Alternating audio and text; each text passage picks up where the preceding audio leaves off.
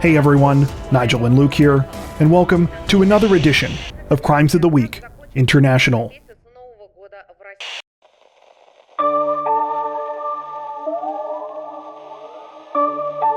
Authorities on Queensland's Fraser Coast say that they were totally shocked by an irresponsible traffic incident this week after a man was caught transporting his bicycle in a unique and dangerous way. According to reports, the incident took place around 1 p.m. on November 2nd when officers in the Maryborough Highway Patrol observed the suspect slowing down traffic on a local road. It didn't take long for the officers to discover why. The man was driving down the road in his car while also trying to hold his bike at the same time. The man had achieved this bizarre feat by keeping one of his hands on the steering wheel while sticking his arm out the window to hold the frame of the bicycle with the other. When the man was pulled over and asked why he hadn't put the bicycle in the trunk of his car, he replied, "Well, it wouldn't fit, man." The driver was subsequently reprimanded for his dangerous behavior and was issued a traffic citation notice. It's unclear how much he was fined over the incident or what he did with the bicycle after being pulled over.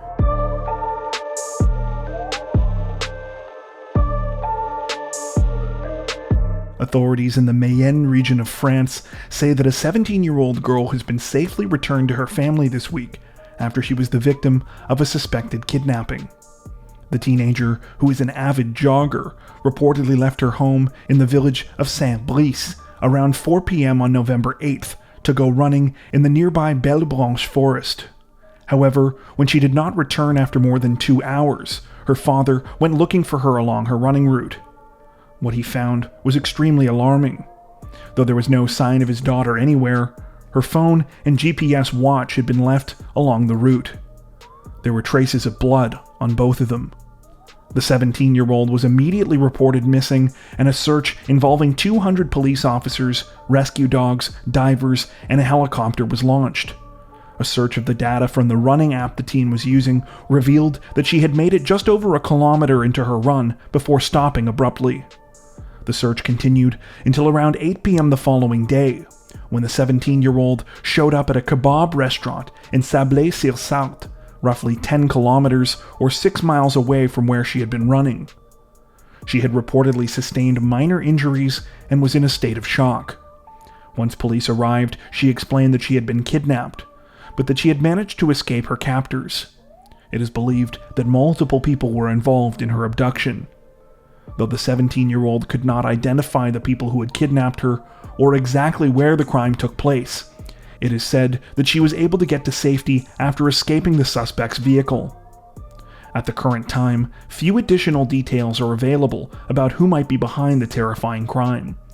An intoxicated man was allegedly detained on the night the teenager disappeared due to inconsistent statements he provided to police, but he has since reportedly been released. It's unclear if he is a suspect.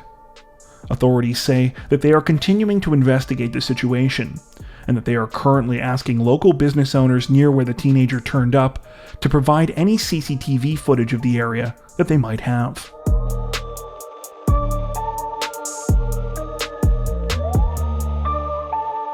Authorities in the Nigerian state of Yobe say that two 25-year-old cousins are both in critical condition this week after a bizarre fight led them to chop each other's hands off.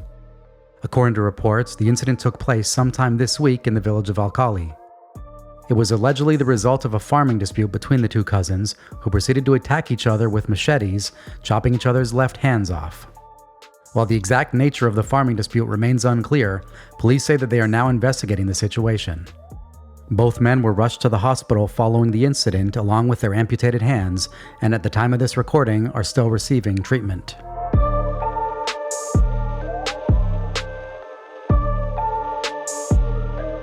Authorities in China's Hubei province say that they were recently able to arrest a group of thieves behind the serial theft of construction equipment, after one of the group's members got sloppy in a pretty amusing way. According to reports, the incident in question took place near the end of October, when the suspect, who has not been identified by name, went to a construction site in the city of Xiangyang. Under the cover of darkness, he stole several materials used in the construction of high-voltage transmission towers, which he and his fellow thieves had been selling. However, rather than fleeing the scene once the theft had been committed, the man apparently concluded that he was too tired and decided to call it a night. Once his car was loaded up with the stolen materials, he simply went to sleep inside, without bothering to move it away from where he had parked it near the construction site. The next morning, the man was awoken by patrolling police officers, who allegedly noticed him sleeping in his car next to the construction site and thought that this was unusual. When they asked him to open his trunk, they immediately arrested him after finding the stolen materials. Under further questioning, the man confessed to the crime and told police that he and his accomplices had been stealing the construction materials since September. During that time, they apparently made a profit of about 10,000 yuan, or roughly $1,600 US. The man's 4 other accomplices were also arrested following his confession, and now all 5 men are awaiting trial.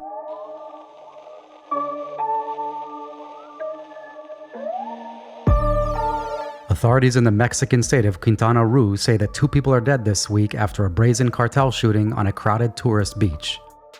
According to reports, the incident took place on the afternoon of November 4th near the popular resort town of Puerto Morelos, just south of Cancun. It began when a group of as many as 15 suspected drug cartel members arrived on a beach just outside 2 resorts, the Azul Beach Resort and the Hyatt Ziva Riviera Cancun. The cartel members were dressed in ski masks and allegedly began to fire at 2 men on the beach who were also suspected drug dealers from a rival organization. Reports say that the shooting was a retaliation against 2 men who had shown up at the beach resorts earlier that day and tried to claim it as their trafficking territory.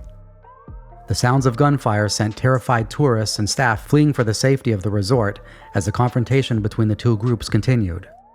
Some tourists alleged that they were given makeshift weapons by resort staff once inside to defend themselves. Others say that they were told to barricade their hotel rooms. Though the 2 suspected drug dealers who were the target of the attack were both killed in the shootout, it appears that no one else sustained any major injuries. Still, many people are on high alert and are afraid for their safety after 2 foreign tourists were killed last month in a similar incident at another resort in the town of Tulum.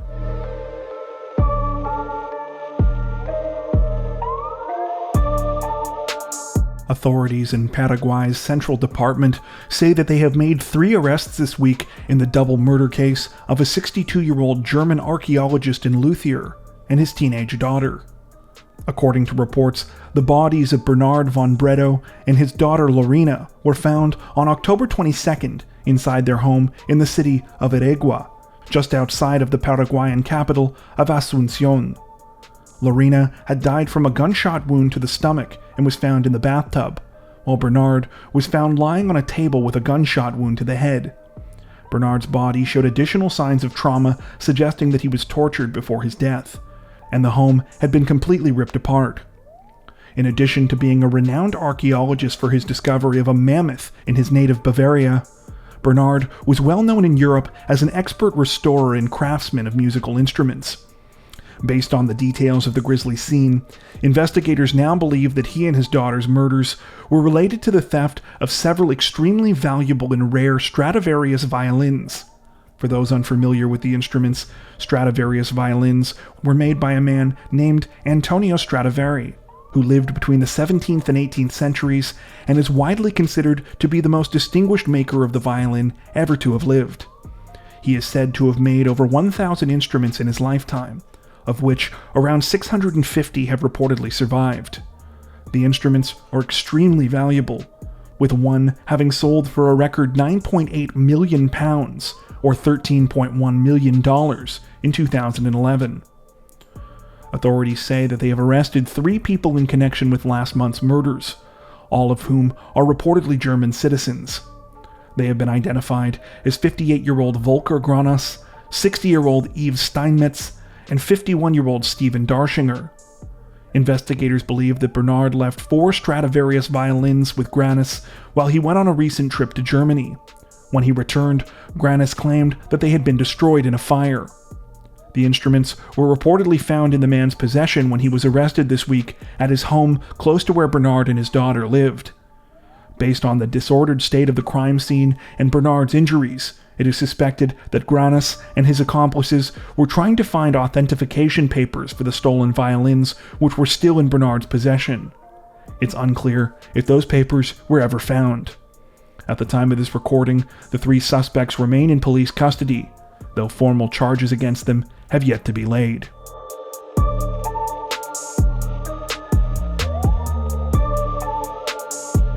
Authorities in Bogota, Colombia say that they're investigating a terrifying robbery this week after a man was apparently drugged by a taxi driver before his apartment was ransacked. According to reports, the incident began when a man identified only as Diego got up early on November 6 to go to a doctor's appointment. Though he initially wanted to use a rideshare service to get to the appointment, no drivers were available, so he decided to settle for hailing a taxi on the street. When he got into his cab, the driver immediately offered him hand sanitizer from a bottle in the front seat. Thinking nothing of it, Diego sprayed some of it on his hands. It was at that point that he totally lost touch with reality. The next thing Diego knew, he was back in his apartment and several hours had passed. His home had been completely ransacked and several of his valuables, including his cell phone, had been stolen. When Diego went to the doctor, he was told that he had been drugged with a mixture of scopolamine and another substance. Scopolamine is commonly used to treat motion sickness and can be found in patches that are applied to the skin. However, in higher doses, the drug can have powerful effects. It has a long history of being used as an anesthesia, but like many drugs, can be dangerous if not used correctly.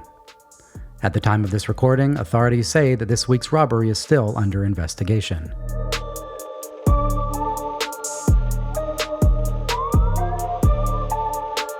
Authorities in the English county of Lancashire say that a 21-year-old local man has been convicted of murdering his step-grandmother this week, more than 2 years after he gave bizarre confessions about committing the crime. According to reports, 94-year-old Mary Gregory was killed after a fire broke out in her home in the town of Heysham in 2018. She was discovered under a table inside one of the rooms in her house by emergency workers, but sadly, she died in the hospital 4 days later. At the time, Mary's death was ruled an accident, likely caused by a dropped or carelessly disposed of cigarette. However, the truth turned out to be much darker. Several weeks after the deadly fire, a then 18-year-old Tiernan Darnton made a chilling confession to his friends during a game of Truth or Dare. When asked to reveal his darkest secret, he told his friends that he might have killed someone, alluding to the details of the murder of his stepfather's mother.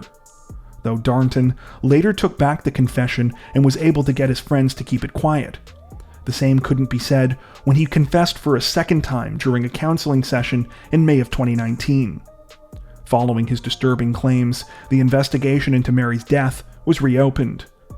When detectives began looking further into the crime, they found several pieces of evidence connecting Darnton to the crime. A package of tea cakes and a can of Coca-Cola that Darnton had purchased less than 2 hours before the fire were found at the crime scene. And an examination of his internet history revealed the number of chilling search queries. Both in the lead-up to the crime and its aftermath, Darnton had searched phrases such as, "I'm a murderer," "under 18 murder," and "urge to kill again." Investigators also found handmade drawings of the layout of Mary's house, which Darnton had allegedly labeled with good hiding places and exits. It is believed that he started the fire in Mary's home by igniting her curtains with a lighter. Though Darnton's defense team attempted to argue at trial that all of this was simply a misunderstanding, and that his confessions had been false, the evidence put forward by the prosecution proved to be enough for the jury, who convicted him this week. At the time of this recording, Darnton is currently awaiting sentencing. And before we take off, before Nigel does his outro, I just wanted to give a quick shout out to Royston from Tea and Crime. Tea and Crime's another crime channel on YouTube. I checked it out a couple of weeks ago. Royston hit us up on social media, and it's actually a pretty cool channel, so if anybody wants to check it out, Tea and Crime is the name of his channel. That brings us to the end of this edition of Crimes of the Week International. If you're a fan of the new series, don't forget to tell us in the comment section below. While you're there, make sure to subscribe to Crime Zone for more true crime content like this, making sure to hit the notification bell to stay up to date with our latest videos. Thank you for watching.